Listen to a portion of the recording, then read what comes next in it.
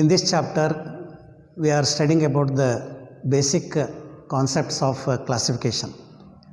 What is a species, what is a genus, and what is a taxonomy, what is biodiversity. So that thing we study in this living world. So the next part of this is taxonomic hierarchy. So taxonomic hierarchy, it is the arrangement of the organisms in a definite order, and this taxonomic hierarchy was first studied by Linnaeus, who proposed the binomial nomenclature. So already we have understood about binomial nomenclature, where he proposed that every organism should have only one name consisting of two words, so which we have mentioned. The first word is the genus, the second word is the species. Now this taxonomic hierarchy is also proposed by Carl Linnaeus. Hence, it is also referred as Linnaean hierarchy. So this taxonomic hierarchy, it is the arrangement of the various taxa, which we can call it as, from kingdom to species. Now, for example, so there are 5 or 7 ranks which we can mention in this taxonomic hierarchy. So kingdom, division, class, order, family, genus, and species. So these are the 7 ranks or the 7 positions which are called as the taxa.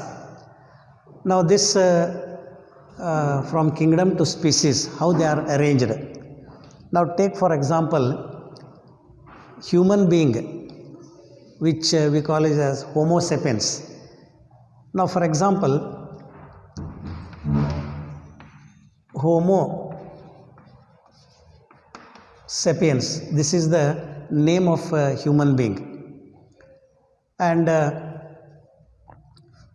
so this is about a man. Now the genus is Homo, the species name is sapiens, that is human being. Now we have already studied that species is a group of organisms having fundamental similarities. In other words, species is a group of individuals which interbreed among themselves and produce same kind of organisms. So organisms which interbreed, they are called as species. So where one species and another species, they are similar to each other, they belong to the same genus. So species, single also species, plural also it is species. Genus, single is genus, plural genera. So when there are related genera which are close to each other, they belong to the same family. So like that, species belong to the genus, means when species and species are related to each other, they belong to the same genus. For example, we have studied about the hibiscus. So hibiscus rosa sinensis, hibiscus esculentus, hibiscus cannabinus. So all these are having the same genus. So that means these are related species belonging to a single genus. Now when genera are closely related, so when genera are closely related, so they belong to the same family. So take for example hibiscus rosa sinensis, this is same genus. So there is one more plant called as Malva sylvestris. So this plant is related to this genus hibiscus. So that means hibiscus means whether it is Rosa sinensis, esculentus or cannabinus. So it is closely related to Malva sylvestris. And another plant, to give an example, Thespacia papilnia, that is the genus and species I am mentioning. So these plants which are having different genus, so this genera, they are closely related, they belong to the same family. So this like that when families are closely related, they belong to the same order, and when orders are closely related, they belong to the same class. So like that here Homo sapiens, human being. So human being genus Homo is closely related to apes, monkeys, chimpanzees. So we are not bothered about the scientific name. So we are closely related to apes, monkeys, chimpanzees. So that means we belong to the same family. So that family name is called as Hominidae. That is called as Hominidae. Like how we mention a genus common name, similarly when different genera are closely related to each other, they belong to the same family. And similarly when different families are closely related to each other, so different families consisting of different genera and species, when they are closely related, so they belong to the same order called as primates. And this primates with one order, like that when there are different orders which are closely related, so they belong to the same class which is called as class Mammalia. So this is class Mammalia. And when different classes which are closely related to each other, so they belong to the same division, or it is also called as phylum. So division is also referred as phylum, but most commonly it is also referred as division. But when we refer to animals, usually it is referred as phylum. And this Mammalia and various other classes, they belong to the same phylum called as Chordata. Phylum Chordata. And when different phyla plural, phylum single and phyla plural. So this kingdom is Animalia. So this is taxonomic hierarchy. This is called as taxonomic hierarchy. And write the taxonomic hierarchy of man. Sometimes 2 marks or 3 marks it is asked question. Write the taxonomic hierarchy of man. So you have to write all this. That means human being, Homo sapiens, belongs to family Hominidae and order primates, Mammalia class, Chordata phylum or division, kingdom Animalia. Now here to just to have the basic idea of classification. So basically you know that about classification. Today we have divided the living organisms into 5 kingdoms. So we are following the 5 kingdom classification proposed by Whitaker, which we will be studying more in detail in the next chapter, biological classification. Now this living organisms which are divided into 5 kingdoms, so they are Monera, Protista, Fungi, Plantae and Animalia.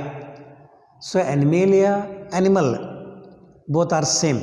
So it is written as Animalia. Similarly Plantae, plant kingdom, and Monera, then Protista, then Fungi.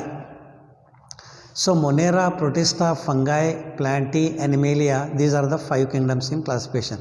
So here human being belongs to kingdom Animalia, an animal.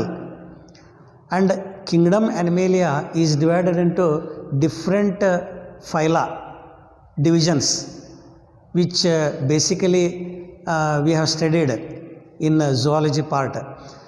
So that means phylum Porifera, phylum Ascalmenthes, phylum Coelenterata, phylum Platyhelminthes, phylum Annelida, Mollusca, then Arthropoda, Echinodermata, and phylum Chordata. So human being belongs to phylum Chordata. So from phylum Porifera till phylum Echinodermata, all are invertebrates. But phylum Chordata consists of vertebrate animals. So man belongs to vertebrate phylum Chordata. And this Chordata is divided into 5 classes actually. There are different classes.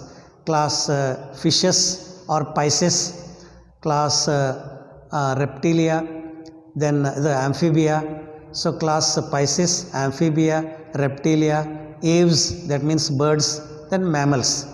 Mammalia, it is written like that. So like that, animal, Animalia, mammal, Mammalia, like this the words are used. Now this class mammal, which human being belongs to, out of the 5 classes, again this class Mammalia is divided into orders. There are different groups called as orders. So this order, primates, in which human being belongs to. The other orders are there in class Mammalia. For example, class Rodentia, class Marsupialia, and various other orders. So there in Rodentia, rats, squirrel, all those they belong to. In class Marsupialia, the kangaroo and other animals come under that group. So like that here, order primates actually, it is a well developed group of mammals. So under Mammalia, the order primates is a highly developed.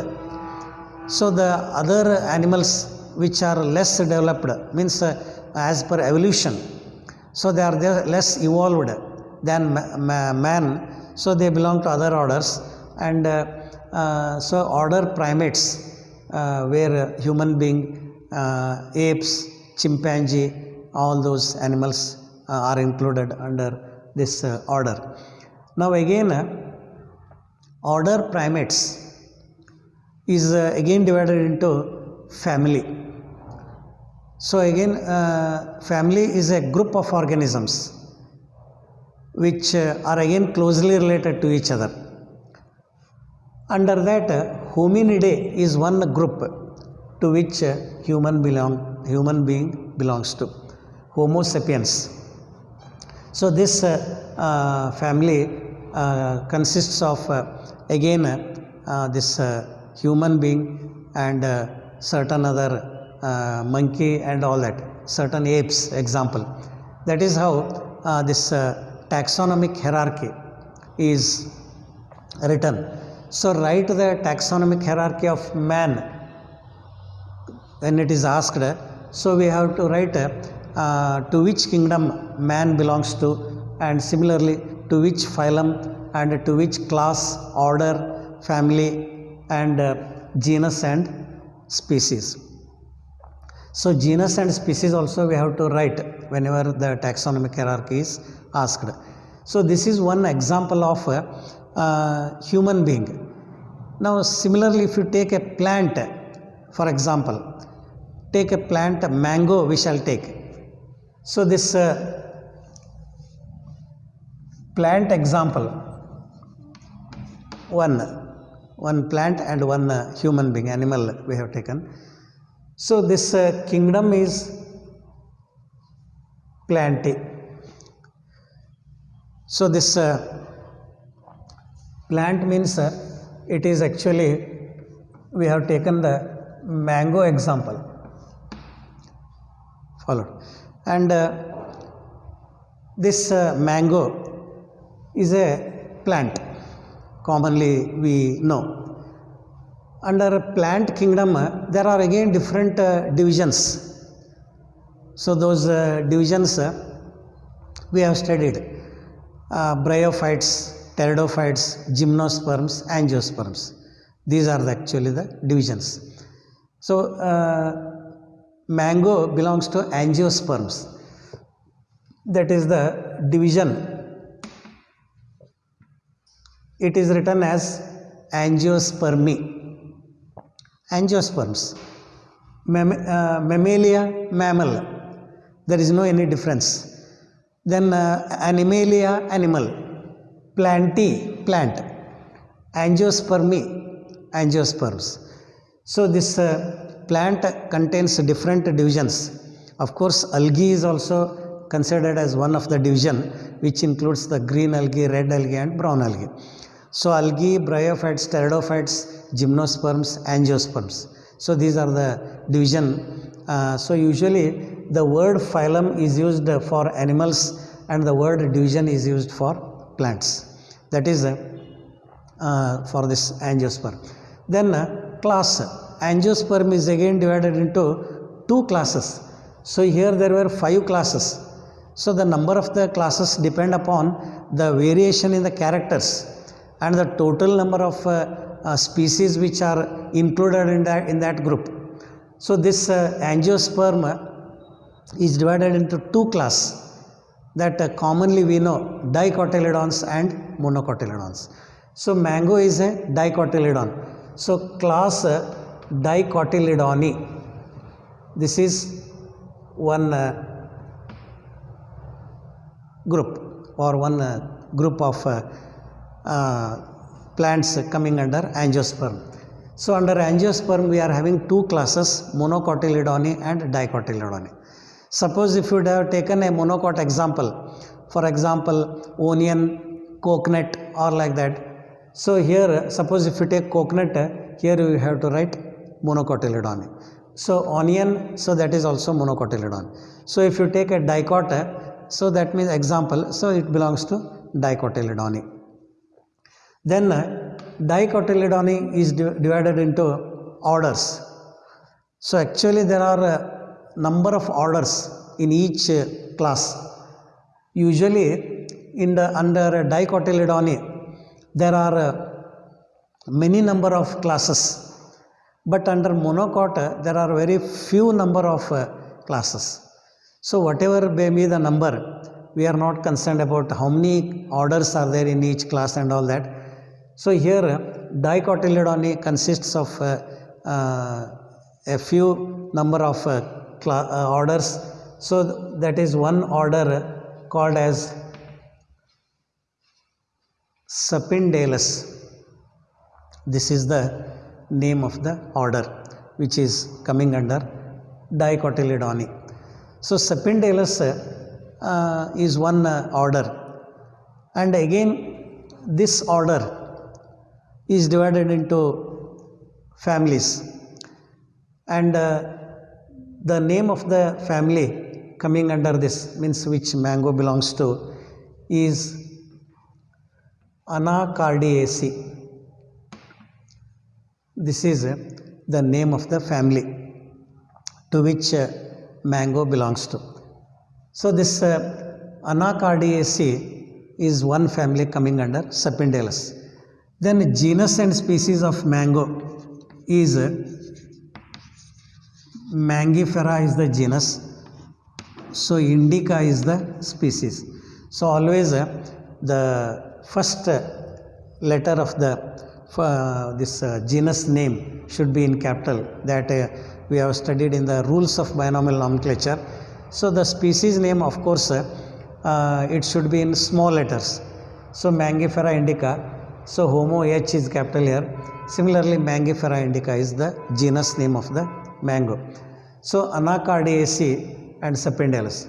And one thing we should remember, always in plants, in the plant kingdom, the name of the family ends with the C.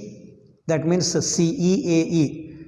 So Anacardiaceae, this is one family. So like that, there are different families like that Gutiferaceae, Malvaceae, Solanaceae. So these are some other families examples which are coming under the plants.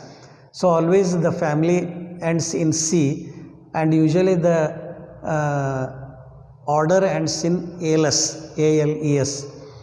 And of course there are some exceptions where the order does not end with the ALES. So there are also such examples. But most of the cases we come across this situations ending with the ALS and the family ending with C, CEAE. And so these are some two examples of the taxonomic hierarchy which was proposed by Linnaeus. So Linnaeus, after proposing the binomial nomenclature, he also studied about how the classification should be done. So how this rank is given to a particular organism. So this genus and species, then family. So these are certain ranks. So this is the highest rank, this is the lowest rank.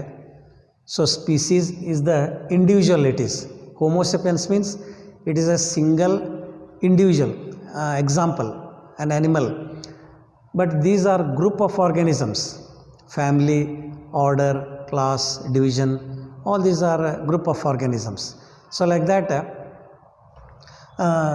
when we see this taxonomic hierarchy, it is just like how we divide a geographical area into small parts. For example, India, country India. So under country India, we are having different states. So that Karnataka state is one. Again, under Karnataka state, we are having different districts. So again, district name. Then under district, there are taluka. And again, under taluka, there are villages. Under villages, a particular individual. So it is just like the address of a individual. Suppose when we mention our address, we write our name. That means it is the name of the organism. But here we are writing the genus and species. So this particular name belongs to which family? So that individual name is different, that family name is different in that village or in that town or like that, in that city. So this family name is given there, and that family is present in which place, village or town. So that is the next. So when we write the name of the family or that surname of that family, it includes many members in that family.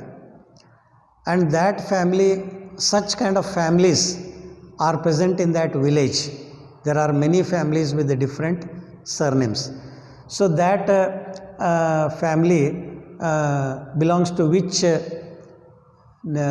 town or village or city. And this city belongs to which taluk. So that is the next one. And this taluk belongs to which district. So that district belongs to which state. That state belongs to which country.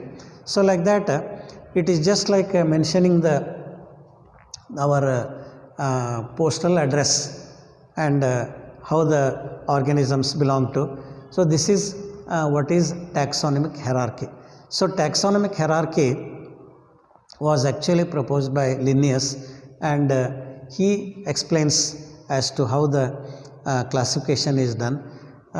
So kingdom, Animalia, Plantae, and similarly if you take any other example, for example we can take fungi, another kingdom, and we can take Protista, and we can take also Monera.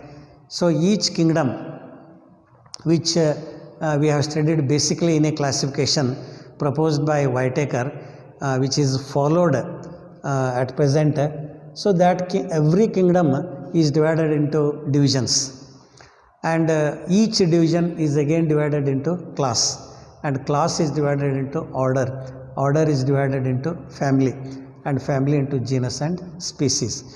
And suppose if you take just another example, onion monocot. So plant, of course, it is an angiosperm, and monocotyledon. Just I am referring to this comparison. So this onion belongs to monocot, and this onion belongs to a order called as Lilliflorae. Usually there it is not ending with alus. So this Lilliflorae is the order of that group, and family is Liliaceae. Now under Liliaceae we are having the onion, genus and species Allium cepa. So Allium is the genus, cepa, CEPA, that is the species. So this is just another example. Like that, whenever we have to write the taxonomic hierarchy, we should know the scientific name, or the name which is given according to the binomial nomenclature. That is the taxonomic hierarchy. Then already we know the definition of a species, genus and family.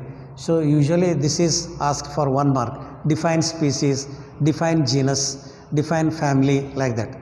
Species, already said, it is a group of organisms with fundamental similarities, or a group of individuals with which can interbreed among themselves. Then species which are closely related, they belong to the same genus. So similarly, related genera belong to the same family. That is what this taxonomic hierarchy explains about. So just by remembering a particular example, we have to write the taxonomic hierarchy. So write the taxonomic hierarchy of man, write the taxonomic hierarchy of mango, and what are the ranks in the taxonomic hierarchy. So write the different ranks in sequence. Sometimes only the name of these ranks are asked, which are also called as the taxon, taxa, plural. So each, so the species is the basic fundamental taxon or taxa. So sometimes only these names are asked to write in sequence. So kingdom, division or phylum, then class, order, family, genus, species. So we have to write this in sequence. Suppose whenever you are writing this, if you write just changing the position, suppose if you write order here, so if you write the order after division and write the class here, so then again that sequence will be wrong. So only in particular sequence only we have to mention the taxonomic hierarchy. Suppose if it is example is asked, we have to write the example, otherwise sometimes only the ranks are asked. Then to study this taxonomy, there are certain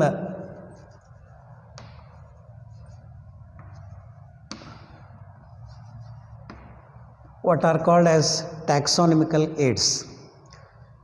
So these are certain aspects which are used, which are actually followed and studied about the taxonomy. Now whenever a person want to study about the taxonomy, he wants to classify the organisms into different groups. So this these are some materials which can be used to study about taxonomy. Here taxonomical aids. So aids means actually here suppose when we ask a question, what is AIDS, suddenly we say it is a disease which is caused by HIV, or that is the HIV, that is virus. But here AIDS, this is different. So this aid if you take only that word, aid. So aid means actually help. Now we use first aid whenever some injury or accidents occur. Before taking that injured person or that individual to the hospital, first aid is given.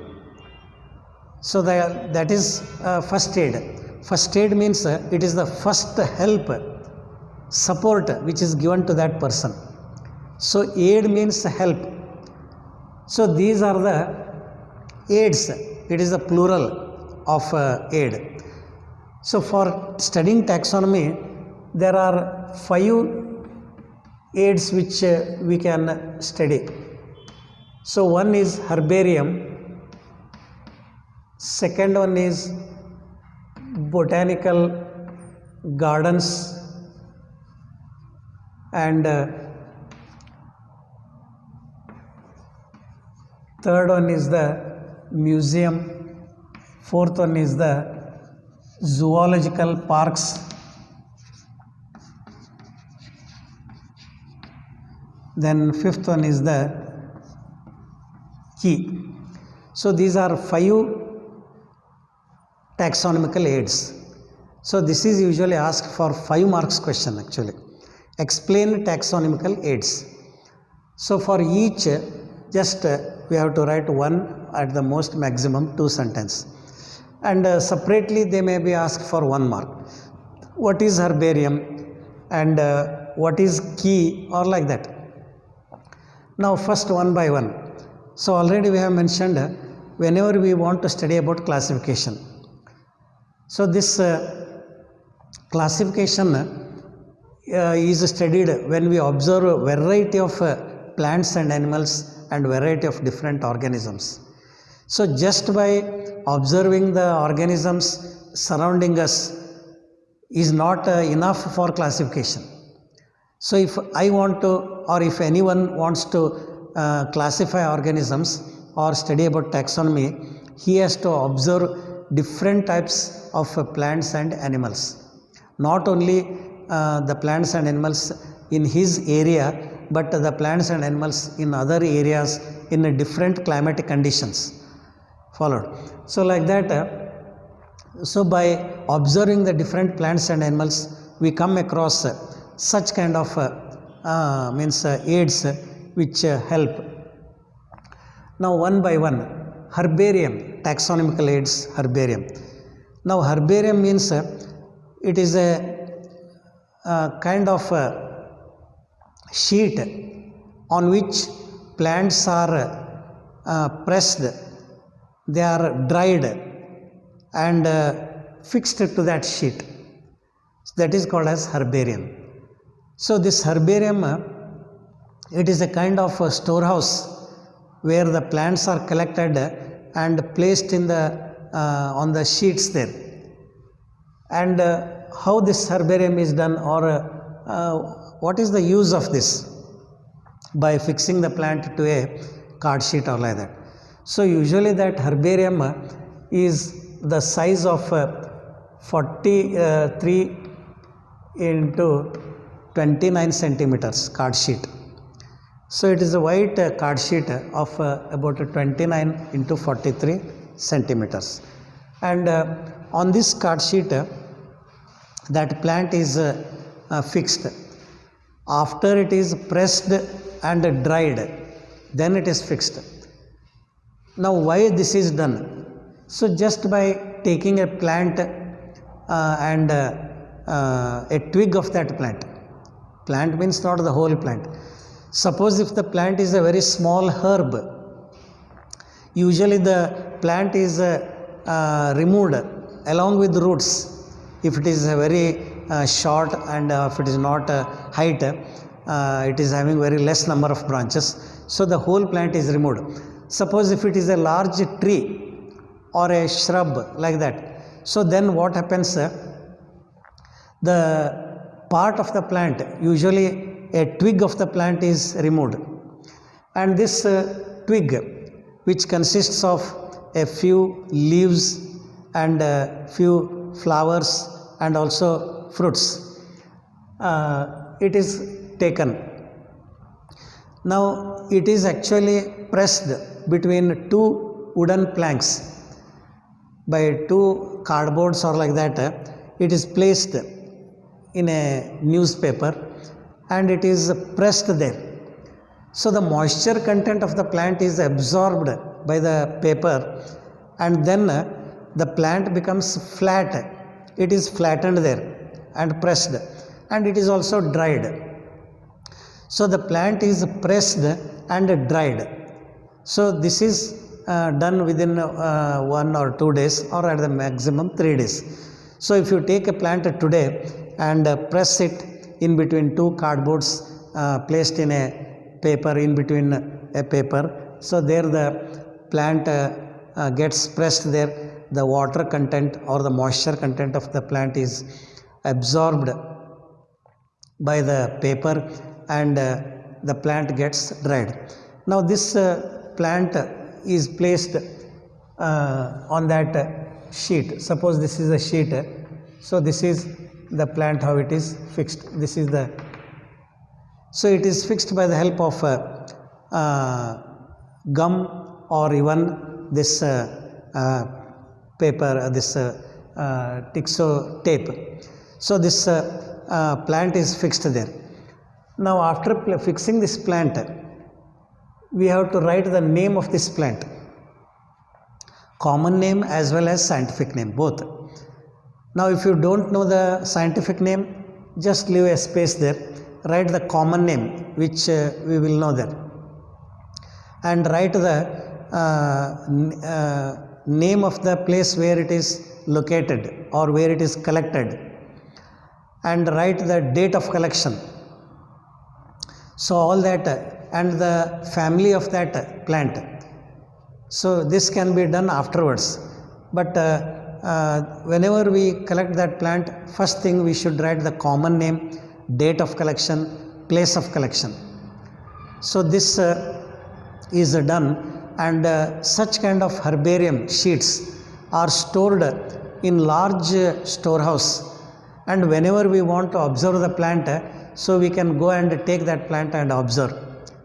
Now why this is done? The next reason. Now suppose when we go to some place, other state or other district or some other place, so there we find a plant which is not found in our area. So it is a new plant to us. Of course it is discovered, it is having its own scientific name and common name and other things. But when we are seeing that plant, we observe that plant and we note down the characters. So when we come back and when we are studying about classification, suppose when we want to see that plant again, what happens actually? So when we want to see that plant again, we cannot go to that place and visit. Somewhat a long distance it is, isn't it? So that is why these sheets are done. So such sheets they are made and the plant is fixed. So suppose I have gone to that place, so there I have collected the plant and fixed on the herbarium, so and placed in our area, in our college or something like that. So whenever I want to see that plant again, so after some months or like that, if I want to see that plant, I cannot go to that place again and visit. So again by seeing this plant, we get the idea out of how the leaves are present, how the branches are there, what are the types of flowers and fruits and everything. So this is about herbarium. Actually herbarium was first discovered in the year 1545 in Italy. So in 1545, an Italian scientist, he discovered the preparation of herbarium. Means to what extent, how the herbarium will help to study about the taxonomy or the classification. Now later in the year 1749, it was introduced in India So there in Italy, in European country, actually in European country, classification and taxonomy was well studied, because we know that Linnaeus belongs to Europe, Sweden. So this in India, the preparation of herbarium, the importance of herbarium was introduced in 1749 by William Roxburgh. William Roxburgh means which we have studied, Putranjiva Roxburghi. Actually he is a botanist and also he is a physician of Scotland, and he is the person who established the Botanical Garden of Calcutta, so which is named after J.C. Bose. So this herbarium came into existence since 1545, and in India it was in the year 1749, something like that. So this herbarium helps us to study, and we can observe that plant, how actually the leaves and the parts of the plant are there. That is about herbarium. Then about botanical garden. So botanical garden is another place where we find different species of plants. So it is a collection of plants where they are taken care, and they are grown, cultivated, and we can see live that in botanical garden.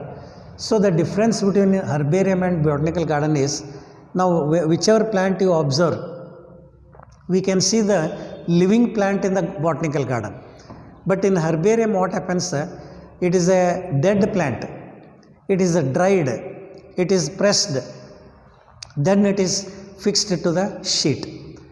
But of course we get the idea as to how the plant is, which we had observed when we visited that place. But instead of a living plant, at least we get the part of the plant in a dried condition, in pressed condition, and thus the herbarium, there we don't find living plant.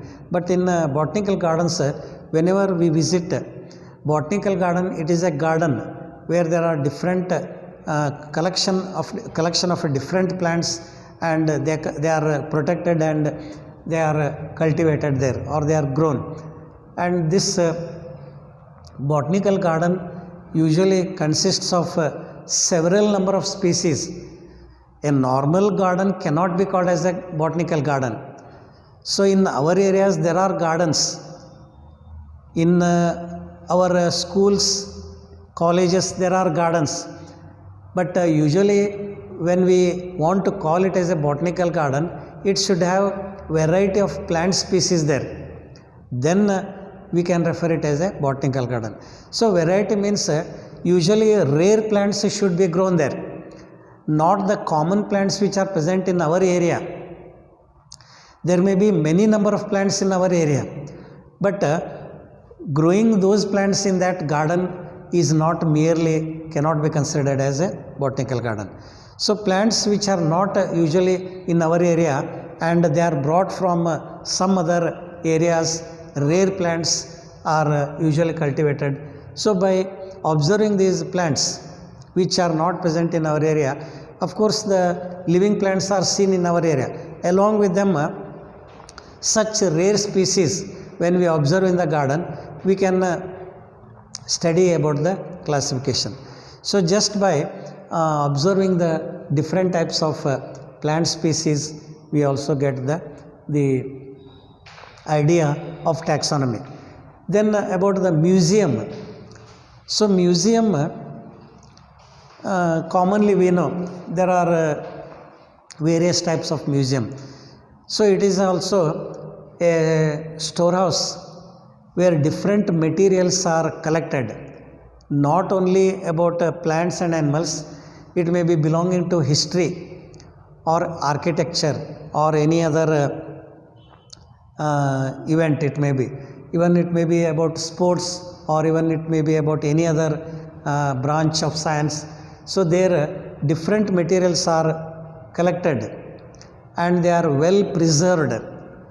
Of course, they are collected and they are well preserved in that this storehouse, or it is also called as an institution. So this museum, sometimes it may be about art gallery or history. Different monuments are preserved in the museum. So such museum which consists of plants and animals. So how we are storing the plants in herbarium, herbaria plural. So in the herbarium sheets. Similarly, plants and animals are also stored in specimen jars, where they are placed in certain chemicals and they are not damaged for a certain period. And this plant or animal, so which is brought and stored here, which can be observed as it is natural. For example, phylum Echinodermata. It is a phylum which is exclusively marine. So that means any example of this phylum, if you want to observe living example, if you want to observe a living animal of this phylum Echinodermata, we have to go to the sea. So that means such animals, when we want to observe, often and often, or whenever we need, we cannot go to the sea and observe them. So that is why how the plants are collected in herbarium and fixed to the sheet. So here also animals which are living in the sea only, they are collected and stored in jars. So in small glass jars they are stored and placed in certain chemicals, where the animal is not damaged or it does not get destroyed, and it can be stored for a certain period, about 3-4 years or so, like that, and thus we can observe that animal whenever we require. Suppose phylum Echinodermata, I said starfish is an example. If you want to observe the starfish living, we have to go to the seashore. But we cannot bring that starfish and make that live in the pond or a lake in our area, because it does not live in fresh water. It lives only in the marine water.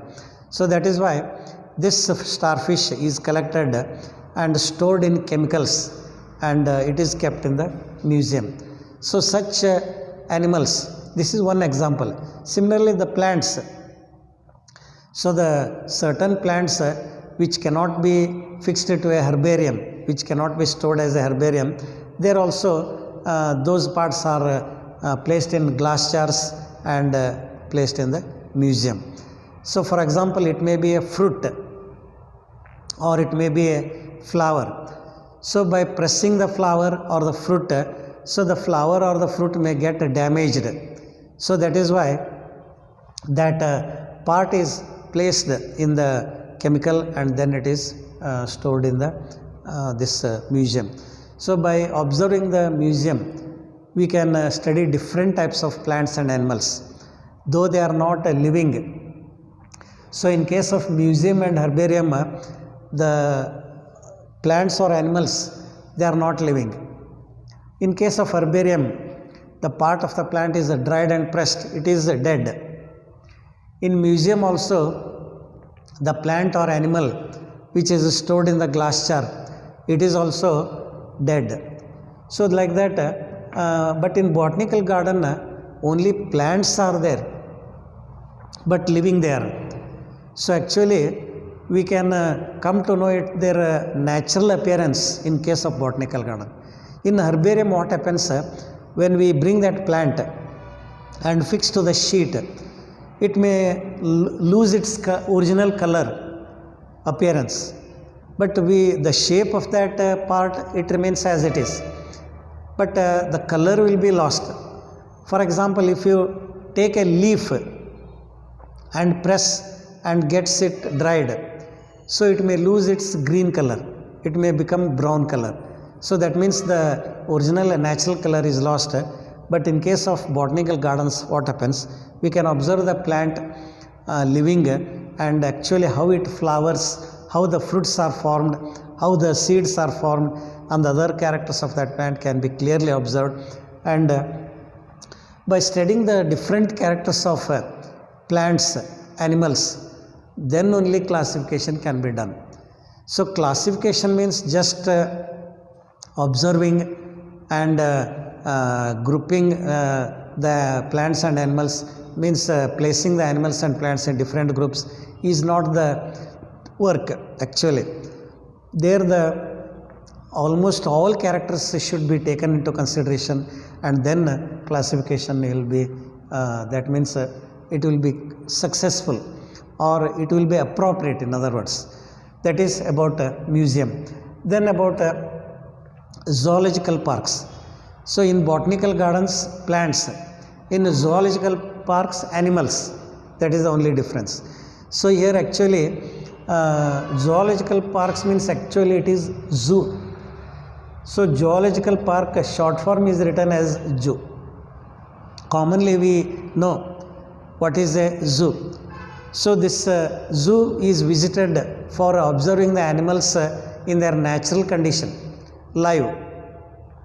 So in zoo there are different animals, but they are not dead.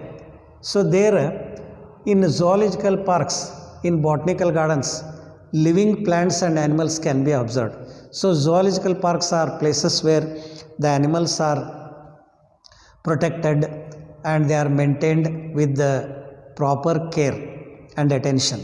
So the proper care and attention is given to those animals, and any loss or like that will be prevented to that animal.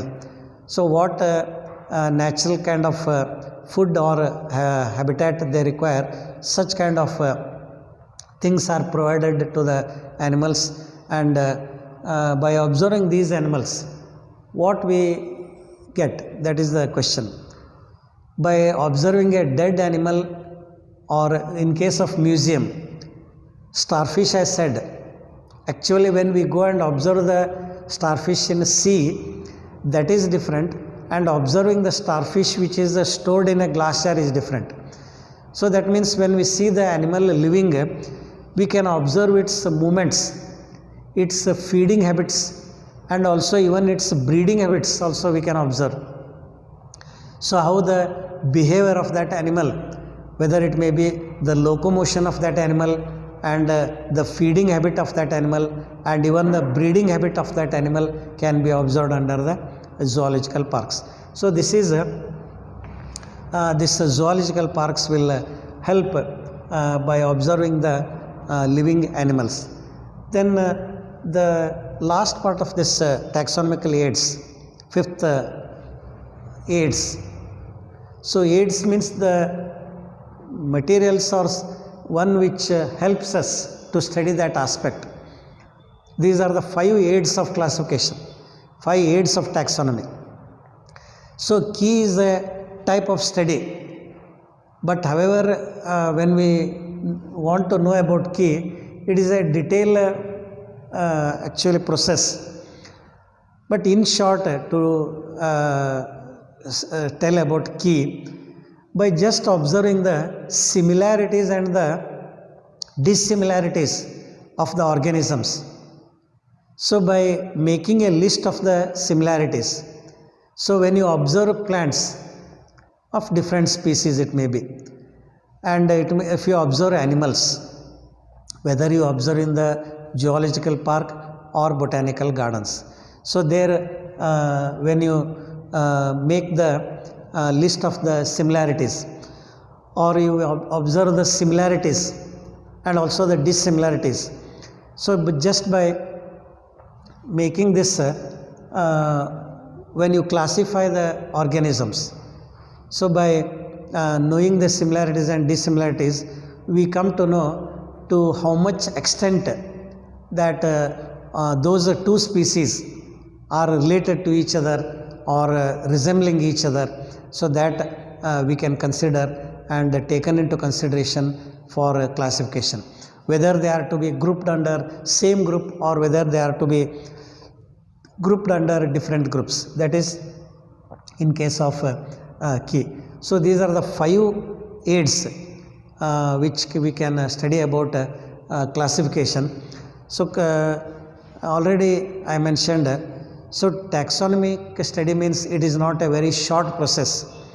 Within a short time we cannot complete the study of taxonomy or classification. So we require a long period, because we have to visit to different places where plants and animals are present. So as far as possible we should try to visit the observe the plants in living condition. That means botanical gardens, zoological parks, and even forest. So when you go to forest, there also you see plants and animals both. But however, visiting a forest is not so simple, easy. So it requires certain protection again. So that means there the environment is not safe, isn't it? So that is why in case of botanical gardens, the plants are well protected and they are placed with some space. And even another thing is done in botanical gardens. To each plant, a name plate is fixed, right, with the its where the scientific name is written on that plate, family is written. So like that you go on observing different plants with the different scientific names. So when you observe, when you are going observing this by seeing the scientific names, if the scientific name is having a common genus, as I have said in hibiscus, so hibiscus rosa sinensis, so there is one plant. Hibiscus esculentus, this is another plant, and Hibiscus cannabinus, another plant.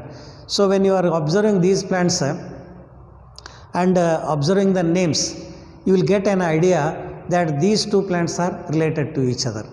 So like that, again when you study about related genera, so there is a plant of one scientific name in one place, another name and another plant with another name, but families are same.